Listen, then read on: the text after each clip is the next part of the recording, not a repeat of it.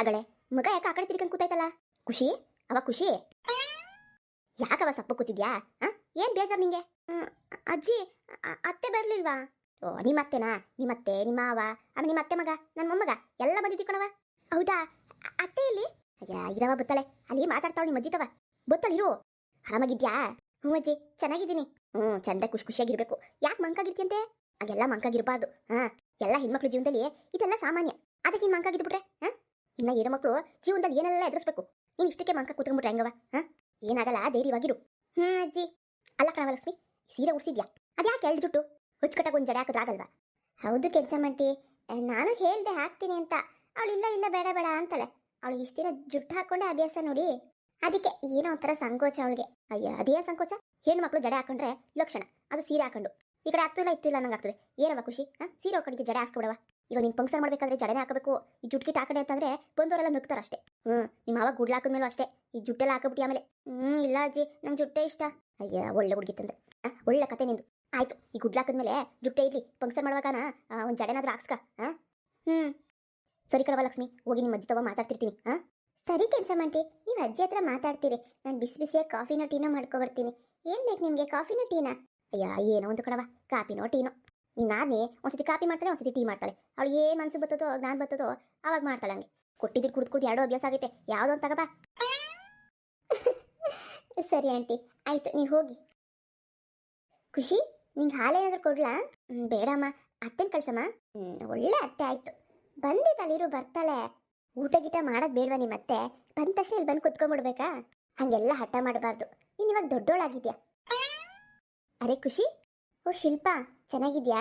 ಹಾತ್ಗೆ ನಾನು ಚೆನ್ನಾಗಿದ್ದೀನಿ, ನೀವು ಚೆನ್ನಾಗಿದ್ದೀರಾ? ಓ ಶಿಲ್ಪಾ ಚೆನ್ನಾಗಿದ್ದೀನಿ. ಅವ್ವಾಗಲಿಂದ ಒಂದೇ ಆಟ, ಅತ್ತೆನ ಕಳಿಸು ಅತ್ತೆನ ಕಳಿಸು. ನೋಡೋಗಮ್ಮ ನೀನು ಸೊಸೆನ್ ಮಾತಾಡ್ಸು. ಒಳ್ಳೆ ಹುಡುಗಿ. ಯಾಕೆ ಖುಷಿ ಅಷ್ಟ ನೆನ್ಸ್ಕೊತಿದ್ದೆ ನನ್ನ? ಎಲ್ಲಿ ಹೋಗ್ತೀನಿ, ಬಂದೇ ಬರ್ತಿದ್ದೆ ನಾನು. ಅತ್ತೆ ನಿಮ್ಮನ್ನು ನೋಡ್ಬೇಕಂತ ತುಂಬ ಆಸೆ ಆಗಿತ್ತು.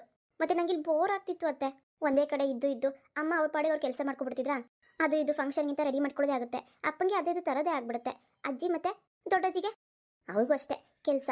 ನಾನು ಒಬ್ಬಳೇ ರೂಮಲ್ಲಿ, ತುಂಬ ಬೇಜಾರು. ನನಗೆ ಅರ್ಥ ಆಗುತ್ತೆ. ಈಗ ನಾನು ಬಂದಿದ್ದೀನಲ್ಲ, ನಿನ್ನ ಜೊತೆನೇ ಇರ್ತೀನಿ, ಸರಿನಾ? ಸರಿ ಅತ್ತೆ. ಮತ್ತೆ ನಿನಗೆ ಹಣ್ಣೆಲ್ಲ ತಂದಿದ್ದೀನಿ, ಎಲ್ಲನೂ ತಿನ್ಬೇಕು ಆಯ್ತಾ? ಆಮೇಲೆ ಎಳ್ಳುಂಡೆ ಮಾಡ್ಕೊ ಬಂದಿದ್ದೀನಿ. ಶಿಲ್ಪ, ನಾನೇ ಮನೇಲಿ ಮಾಡ್ತಿದ್ನಲ್ಲ, ಅಲ್ಲಿಂದ ಏನಕ್ಕೆ ಮಾಡ್ಕೊಬರಕ್ಕೆ ಹೋದೆ? ಹಾಗಲ್ಲ ಅತ್ತಿಗೆ, ಇವ್ರ ಫ್ರೆಂಡು ಅಂದರೆ ನಮ್ಮ ಮನೆ ಫ್ರೆಂಡು ಕಾಶ್ಮೀರಿಂದ ಬೆಲ್ಲ ತೊಗೊಬಂದಿದ್ರು. ಕಾಶ್ಮೀರ್ ಬೆಲ್ಲ ತುಂಬ ಚೆನ್ನಾಗಿದೆ. ಅದಕ್ಕೆ ನಾನೇ ಎಲ್ಲಿ ಹಾಕ್ಬಿಟ್ಟು ಆ ಬೆಲ್ಲ ಹಾಕಿ ಉಂಡೆ ಮಾಡಿದೆ. ಸಖತ್ತಾಗಿದೆ. ರೀ ಬೇಗ ಬನ್ರಿ, ಆ ತಗೋಬಾಯಿ ನಾನು ಮಾಡಿಟ್ಟಿದ್ನಲ್ಲ. ಇದು ಶಿಲ್ಪ, ಚಿಕ್ಕಣ್ಣವ್ರಿಗೆ ಯಾಕೆ ಹೇಳ್ತೀಯಾ? ಪಾಪ ಸರಿಯಾಗಿ ಕೆಲಸ ಹೇಳ್ತೀಯಾ ಅಂತ ಅನ್ಸುತ್ತೆ. ಅಯ್ಯೋ ಇಲ್ಲ ಬಿಡಿ, ಅದಕ್ಕೆ ಇಷ್ಟೆಲ್ಲ ಮಾಡಿದ್ರೆ ಏನಾಗ್ಬಿಡುತ್ತೆ? ಇನ್ನು ಗಂಡು ಮಕ್ಳಾದ್ರೆ ಏನು ಮಾಡಬಾರ್ದಾ? ಅಷ್ಟಕ್ಕೂ ಇವಾಗ ನಾನು ಏನು ಹೇಳ್ದೆ, ತೊಗೊಂಡು ಬನ್ನಿ ಅಂದೆ. ತೊಗೊಂಡು ಬಂದ್ರೆ ಅವ್ರ ಕೈಯನ್ನು ಸೇದೋಗಲ್ಲ ಬಿಡಿ. ಶಿಲ್ಪ ಹಾಗೆಲ್ಲ ಮಾತಾಡಬಾರ್ದು. ಹೇಳಿ ಲಕ್ಷ್ಮೀಕ್ಕ, ಸರಿಯಾಗಿ ಬುದ್ಧಿ ಹೇಳಿ ಅವಳಿಗೆ. ಮರ್ಯಾದನೆ ಕೊಡಲ್ಲ ನಿಮ್ ನಾದ್ನಿ. ಯಾವ ನೋಡ್ರು ಒಟ್ಟ ಒಟ್ಟ ಒಟ್ಟ ಒಟ್ಟ ಒಂದೇ ಹಠ. ಅನ್ಕೊಂಡಿದ್ದಾಗಿಲ್ಲ ಅಂತಂದ್ರೆ ಬಾಯಿ ಬಿಡ್ಕೋತಿರ್ತಾಳೆ. ಚಿಕ್ಕಣ್ಣ, ಅವಳ ಬಗ್ಗೆ ನಿಮ್ಗೆ ಗೊತ್ತಲ್ಲ ಚೆನ್ನಾಗಿ. ಹೌದೌದು, ಸುಮ್ಮನೆ ಹೇಳ್ದೆ ಬಿಡಿ ತಮಾಷೆಗೆ. ತಗೊಳ್ಳಿ ಇದನ್ನ. ಇದು ಕಾಶ್ಮೀರ್ ಬೆಲ್ಲದಿಂದ ಮಾಡಿರೋದು, ತುಂಬಾ ಒಳ್ಳೇದು. ಖುಷಿಗೆ ಪ್ರತಿದಿನ ಕುಡಿ.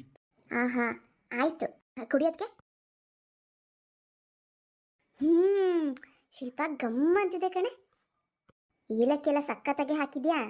ಅದಕ್ಕೆ ಬಿಡ್ತೀನ ನಾನು, ಟೇಸ್ಟ್ ಬರ್ಬೇಕಲ್ಲ ಟೇಸ್ಟು. ಇಲ್ಲ ಅಂದ್ರೆ ನಮ್ಮ ಖುಷಿ ತಿನ್ನಲ್ಲ ಅಂತ ನನಗೆ ಚೆನ್ನಾಗಿ ಗೊತ್ತು. ಹೂನೆ, ಮೊನ್ನೆಯಿಂದ ಮಾಡ್ಕೊಡ್ತಿದ್ದೀನಿ ಎಳ್ಳುಂಡೆನ, ತಿನ್ನದೇ ಇಲ್ಲ. ಒಂಚೂರು ಕಚ್ತಾಳೆ ಅಮ್ಮ, ಚೆನ್ನಾಗಿಲ್ಲ ಕಹಿ ಕಹಿ ಅಂತಾಳೆ, ಒಂಥರ ಒಗ್ರೊಗ್ರು ಅಂತಾಳೆ. ಹಿಂಗೆಲ್ಲ ಏನಾದ್ರು ಒಂದು ನೆಪ ಹೇಳ್ತಾಳೆ, ತಿನ್ನದೇ ಇಲ್ಲ ನೋಡು. ಅದಕ್ಕೆ ಈ ರೀತಿ ಮಾಡಿದ್ರೆ ಯಾರು ಬೇಕಾದ್ರೂ ತಿಂತಾರೆ. ವಾಸನೆ ನೋಡಿದ್ರೆ ಗೊತ್ತಾಗ್ತಿದೆ ಬಿಡು, ಸಖತ್ತಾಗೆ ಇರುತ್ತೆ. ಖುಷಿ, ನಾನು ಹೆಂಗೋ ಉಂಡೆಗಳನ್ನ ಮಾಡ್ಕೊಂಡು ಬಂದಿದ್ದೀನಿ, ಇನ್ನೂ ಇದೆ ಬ್ಯಾಗಲ್ಲಿ. ಸದ್ಯಕ್ಕೆ ನೀವು ಪ್ರತಿದಿನ 3 ಉಂಡೆ ತಿನ್ನಬೇಕು, ಬೆಳಗ್ಗೆ ಮಧ್ಯಾಹ್ನ ರಾತ್ರಿ. ಅತ್ತೆ ಇದು ಚೆನ್ನಾಗಿರುತ್ತಾ? ಹೌದು ಖುಷಿ, ಒಂದು ತಿನ್ನೋಡು ನೋಡ್ಬೇಕಾದ್ರೆ ಒಂದೇ ಒಂದು ತಿನ್ನೋಡು, ಸ್ವಲ್ಪ ನಿಮಗೆ ಗೊತ್ತಾಗುತ್ತೆ. ಹೌದು ಹೌದು, ನಿಜವಾಗ್ಲೂ ತುಂಬ ರುಚಿಯಾಗಿದೆ. ಹೌದು ಅತ್ತೆ. ನಾನು ಹೇಳಿಲ್ವಾ, ಇದ್ರ ರುಚಿನೇ ಹಾಗೆ. ನಿಮಗೋಸ್ಕರ ಬೆಲ್ಲ ಜಾಸ್ತಿನೇ ಹಾಕಿದ್ದೀನಿ. ಕರೆಕ್ಟಾಗಿದೆಯಾ? ಹೌದತ್ತೆ, ತುಂಬ ಚೆನ್ನಾಗಿದೆ, ನಂಗೆ ತುಂಬ ಇಷ್ಟ ಆಯಿತು. ಇದನ್ನೆಲ್ಲ ನೀನೇ ಖಾಲಿ ಮಾಡಬೇಕು, ನಿನಗೋಸ್ಕರನೇ ಮಾಡ್ಕೊಂಡು ಬಂದಿರೋದು. ಸರಿ ಅತ್ತೆ ಆಯಿತು. ಅದಕ್ಕೆ ಇವತ್ತು ಸಂಜೆ ಅಲ್ವಾ ಗುಡ್ಲಾಕೋದು? ಹೌದು ಶಿಲ್ಪ, ಇವತ್ತು ಸಂಜೆ. ಊರವ್ರಿಗೆಲ್ಲ ಹೇಳಿದ್ದೀರಾ? ಅಜ್ಜಿ ಹೋಗಿ ಹೇಳ್ಕೊ ಬಂದಿದ್ದೀನಿ ಅಂದ್ರಪ್ಪ, ಅಷ್ಟರಲ್ಲಿ ಬರ್ತಾರಂತೆ. ಗುಡ್ಲು ಹಾಕೋದು ಹಾಕ್ಬಿಡೋಣ, ಆಮೇಲೆ ಬಂದವ್ರು ಶಾಸ್ತ್ರ ಮಾಡ್ತಾರೆ. ಹಾಗಿದ್ರೆ ಸರಿ ರೀ, ಹೋಗಿ ನೀವು ಹೋಗ್ಬಿಟ್ಟು ಗುಡ್ಲು ಹಾಕೋದಕ್ಕೆ ಸೊಪ್ಪು ಅದೆಲ್ಲ ಎಲ್ಲಿ ಇಟ್ಟಿದ್ದಾರೆ, ಮತ್ತು ಅದಕ್ಕೆಲ್ಲ ಪೂಜೆ ಎಲ್ಲ ಮಾಡಬೇಕಲ್ಲ, ಅದು ಹೇಗೆ ಮಾಡೋದು ಅಂತ ಅಜ್ಜಿ ಹತ್ರ ಒಂಚೂರು ಕೇಳೋಗ್ರಿ. ಅಯ್ಯೋ ಬಾ ಶಿಲ್ಪ, ನೀನೇ ಕೇಳು. ಅಯ್ಯ ನೀವೇ ಕೇಳ್ರಿ, ಏನಾಗಲ್ಲ, ಅಜ್ಜಿ ಹೇಳ್ತಾರೆ. ನಾನು ಇಲ್ಲಿ ಖುಷಿ ಹತ್ರ ಇರ್ತೀನಿ. ಪಾಪಳು ಬೇಜಾರಾಗತ್ತಂತೆ. ಹಂಗೆ ಪಾಪನು ಕಳಿಸ್ಬಿಡಿ ಇಲ್ಲಿಗೆನೆ. ಅವ್ನು ಏನು ಮಾಡ್ತಿದ್ದಾನಲ್ಲಿ? ಅವನು ನಿಮ್ಮ ಅಮ್ಮನ ಹತ್ರ ಇದ್ದಾನ ಕಣೆ. ಓ, ಅಮ್ಮನ ಹತ್ರನಾ? ಸರಿ ಬಿಡಿ, ಹಾಗಿದ್ರೆ ಸರಿ. ಹಾಗಿದ್ರೆ ಹೋಗಿ ಅಜ್ಜಿ ಹತ್ರ ಹೋಗ್ಬಿಟ್ಟು ಗುಡ್ಲ ಹಾಕೋದು ಹೇಗೆ ಹೇಗೆ ಹೇಗೆ ಪೂಜೆ ಮಾಡ್ಬೇಕು, ಅದಕ್ಕೆ ಏನೇನು ಬೇಕು ಎಲ್ಲ ಕೇಳ್ಕೊ ಹೋಗ್ರಿ. ಅಯ್ಯೋ ಆಯ್ತಾಯ್ತಿರೆ, ಆಯ್ತು. ಅಮ್ಮ ಎಲ್ಲೋದ್ರು? ಚಿಕ್ಕಣ್ಣ ಇಲ್ಲೇ ಬಂದಿದ್ರು ಆಂಟಿ. ಇಲ್ಲಿ ಖುಷಿನ್ ಮಾತಾಡ್ಸ್ಕೊಂಡು ರೂಮ್ಗೆ ಹೋದ್ರು. ಇಲ್ಲ ಅಜ್ಜಿ, ಕರೆಕ್ಟ್ ಅಜ್ಜಿ ಹತ್ರ ಹೋಗಿದ್ದಾರೆ. ಓ, ಹಾಗಿದ್ರೆ ನಾನು ಅಲ್ಲೇ ಹೋಗ್ತೀನಿ. ಹಾಂ ಸರಿ, ಹೋಗಿರಿ, ನಾನು ಕಾಫಿ ಮಾಡ್ಕೊ ಬರ್ತೀನಿ. ಶಿಲ್ಪ, ಮತ್ತೆ ಹೇಗಿದೆ ನಿನ್ನ ಪಾರ್ಲರ್? ತುಂಬ ಚೆನ್ನಾಗಿ ನಡೀತಾ ಇದೆ. ಅದಕ್ಕೆ ಇವಾಗ ರಜಾ ಹಾಕಿದ್ದೀನಿ ಒಂದು ವಾರ ಏನಕ್ಕೆ ರಜಾ ಹಾಕೋದೆ? ಒಂದು 4 ದಿನ ಹಾಕಿದ್ರೆ ಆಗ್ತಿತ್ತು. ಪಾರ್ಲರ್ ಅಲ್ವಾ, ಸುಮ್ಮನೆ ಬಿಸ್ನೆಸ್ ಹೋಗುತ್ತೆ. ಅಯ್ಯೋ ಇರ್ಲಿ ಬಿಡಿ, ಅದಕ್ಕೆ ನಾನು ಸೊಸೆಗಿಂತ ಹೆಚ್ಚಾ ಇನ್ನು ಪದೇ ಪದೇ ಬರೋಕ್ಕಾಗತ್ತಾ? ಇರ್ಲಿ ಬಿಡಿ, ಏನಾಗೋದಿಲ್ಲ. ಬಿಸ್ನೆಸ್ ನಾನು ನೋಡ್ಕೊಳ್ತೀನಿ. ಇವಾಗ ಖುಷಿ ಸಂತೋಷವಾಗಿರ್ಬೇಕು, ಅದೇ ಮುಖ್ಯ. ಹೇಗೋ ಶಿಲ್ಪ, ಸುಮ್ಮನೆ ರಜಾ ಅಂತ ಬಂದ್ವಿ ಊರಿಗೆ. ಖುಷಿಗೆ ರಜಾ ಇತ್ತಲ್ಲ, ಹಂಗಾಗಿ ಬಂದ್ವಿ. ಆದರೆ ಏನೇನೋ ಆಗೋಯ್ತು ನೋಡು. ಖುಷಿ ಫಂಕ್ಷನ್ನ ಹಳ್ಳಿಲಿ ಮಾಡಬೇಕು ಅಂತ ನಾವೇನು ಅಂದ್ಕೊಂಡೇ ಇರಲಿಲ್ಲ, ಪ್ಲಾನೇ ಇರಲಿಲ್ಲ. ಆದರೆ ಇಲ್ಲಿ ಬಂದು ಆಮೇಲೆ ಖುಷಿ ಇಲ್ಲೇ ದೊಡ್ಡೋಳಾದ್ಲು. ಇವಾಗ ಹಳ್ಳಿಲೇ ಎಲ್ಲ ಮಾಡಂಗಾಯ್ತು, ಅದು ಸಂಪ್ರದಾಯವಾಗಿ. ಹೌದು, ಅದಕ್ಕೆ ಅದೇ ನೋಡಿ ಋಣ ಅನ್ನೋದು. ಏನೇನಾಗಬೇಕೋ ಮುಂಚೆ ನಿಶ್ಚಯ ಆಗಿರುತ್ತೆ ಅಂತ ನೀವೇ ಹೇಳ್ತಿದ್ರಲ್ಲ, ಹಾಗೆ ನಮ್ಮ ಖುಷಿಗೆ ಇಲ್ಲೇ ಎಲ್ಲ ಆಗಬೇಕು ಅಂತ ಇತ್ತು ಅನ್ಸುತ್ತೆ. ಎಲ್ಲ ಒಳ್ಳೇದಾಗುತ್ತೆ ಬಿಡಿ. ಇದು ಮೊದಲನೇ ಶಾಸ್ತ್ರ. ಈ ಹಳ್ಳಿ ಹೆಣ್ಮಕ್ಳೆಲ್ಲ ಸೇರ್ಕೊಂಡು ಮಾಡ್ತಾರೆ, ಒಳ್ಳೇದಾಯ್ತಲ್ಲ. ಅದೇ ಖುಷಿ ನನಗೆ. ಸಿಟಿ ಕಡೆ ಆದರೆ ಸುಮ್ಮನೆ ಒಂದಿನ ಕೂರಿಸ್ಬಿಟ್ಟು ಒಂದು ಫಂಕ್ಷನ್ ಪಾರ್ಟಿ ಥರ ಮಾಡಿ ಮುಗಿಸ್ಬಿಡ್ತಾರೆ. ಈ ಗುಡ್ಲು ಗಿಡ ಎಲ್ಲ ಹಾಕೋದಿಲ್ಲ, ಏನೋ ಒಂಥರ ಮುಜುಗರ. ಆದರೆ ಹಳ್ಳಿ ಕಡೆ ಇದೆಲ್ಲ ಕಾಮನ್ ಅಲ್ವಾ, ಎಲ್ಲ ಸೇರ್ಕೊಂಡು ಖುಷಿಯಾಗಿ ಮಾಡ್ತಾರೆ. ಹೌದು ಅದಕ್ಕೆ. ಅಂದಾಗೆ ಅಣ್ಣ ಇಲ್ಲಿ ಅದಕ್ಕೆ. ನಿಮ್ಮ ಅಣ್ಣನ ಏನೋ ಥರ ಕಳಿಸ್ದೆ ನಾನು. ಸ್ವಲ್ಪ ಅಡುಗೆ ಏನೇನೋ ಐಟಮ್ ಬೇಕಿತ್ತು. ಇವಾಗ ಖುಷಿನ ಬಿಟ್ಟು ನಾನು ಅಂಗಡಿಗೆಲ್ಲ ಹೋಗೋಕ್ಕಾಗಲ್ಲ, ಅದಕ್ಕೆ ಅವ್ರನ್ನೇ ಕಳಿಸ್ದೆ. ಇವಾಗ ತರೋದು ಹೋಗೋದು ಬರೋದು ನಿಮ್ಮ ಅಣ್ಣ ನಿದ್ದೆ ಕೆಲಸ ಆಗ್ಬಿಟ್ಟಿದೆ ಪಾಪ. ಮಾಡಲಿ ಬಿಡಿ. ಇವಾಗ ಹೆಂಗೋ ಇವರು ಇದ್ದಾರಲ್ಲ, ಇಬ್ರು ಹೋಗ್ಬಿಟ್ಟು ಬರಲಿ. ಬಾ ಮೈದಾ. ಓಹೋ ಹೋಗ್ಲಿ ಬಿಡು, ಅವ್ರು 3-4 ದಿನನಾದರೂ ಒಟ್ಟಿಗೆ ಇರಲಿ. ಯಾವಾಗಾದ್ರೂ ಇಂಥ ಚಾನ್ಸ್ ಸಿಕ್ಕಿದ್ಯಾ? ಎಲ್ಲಾದರೂ ಬಂದ್ರೂ ಒಂದಿನ ಅದು ಹಿಂಗೆ ಬಂದು ಈಗ ಹೋಗ್ಬಿಡೋರು ನೀವು ಮತ್ತು ನಿನ್ನ ಯಜಮಾನ್ರು. ಈಗ ನಾವು ಬಂದರು ಅಷ್ಟೇ, ಅವತ್ತು ಬಂದರೆ ಅವತ್ತು ಸಂಜೆನೇ ಬಂದುಬಿಡ್ತಾ ಇದ್ವಿ. ಇವಾಗ ಒಂದು 3-4 ದಿನ ಒಟ್ಟಿಗೆ ಇರ್ತೀವಿ, ಆರಾಮಾಗಿ ಕಾಲ ಕಳೀಲಿ, ಇಬ್ರಿಗೂ ಬೋರ್ ಆಗೋದಿಲ್ಲ. ಹೌದು ಅದಕ್ಕೆ. ಸಂಜೆಗೆ ಏನು ಅಡುಗೆ ಮಾಡೋಣ ಅನ್ಕೊಂಡಿದ್ದೀರಾ? ನಾನು ಹೆಲ್ಪ್ ಮಾಡ್ತೀನಿ. ಇನ್ನೇನು ಮಾಡಬೇಡ, ಸುಮ್ಮನಿರೋ. ಮೊಸೊಪ್ಪೆಲ್ಲ ಹೆಚ್ಚಿಟ್ಟಿದ್ದೀನಿ. ಖುಷಿಗೆ ಮೊಸೊಪ್ಪೆಲ್ಲ ಕೊಡೋಂಗಿಲ್ಲ, ಅವಳಿಗೆ ಬೇರೆ ಅಡುಗೆನೇ ಮಾಡಬೇಕು. ಅದೆಲ್ಲ ಅತ್ತೆ ನೋಡ್ಕೋತೀನಿ ಅಂತ ಹೇಳಿದ್ದಾರೆ.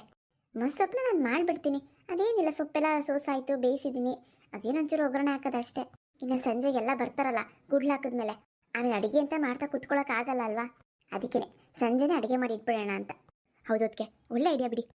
ಹಾಯ್ ಫ್ರೆಂಡ್ಸ್, ಇವತ್ತಿನ ವಿಡಿಯೋ ನಿಮ್ಮೆಲ್ಲರಿಗೂ ಇಷ್ಟ ಆಗಿದೆ. ದಯವಿಟ್ಟು ಲೈಕ್, ಶೇರು, ಕಮೆಂಟ್ ಮಾಡೋದನ್ನು ಮರಿಬೇಡಿ.